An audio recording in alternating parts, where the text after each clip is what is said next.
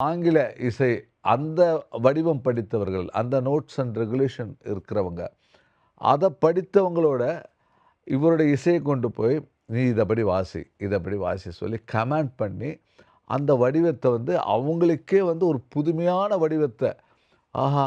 ஏன்னா அவங்க எத்தனையோ சிம்ஃபனி வாசிச்சிருப்பாங்க. அவங்க ஏத்துப்பாங்களா? அந்த மியூசிஷியன்ஸ் ஏத்துப்பாங்களா? அவங்களுக்குள்ள இல்லையே, இது சிம்ஃபனி மாரி இல்லையேன்னு கூட சொல்ல வாய்ப்பு இருக்கும்.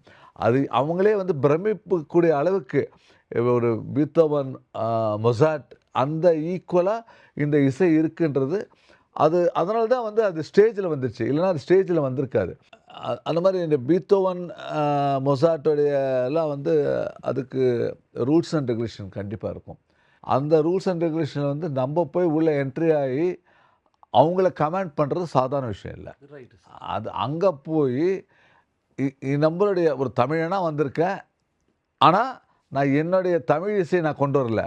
உங்க ஆங்கில இசைய நான் என்னுடைய யுக்தியில கொண்டு வந்திருக்கேன். நீங்க அத வாசிங்க. சிம்பனியா வாசிங்க சொல்லி அவர் அத பிரதிபலிச்சார்.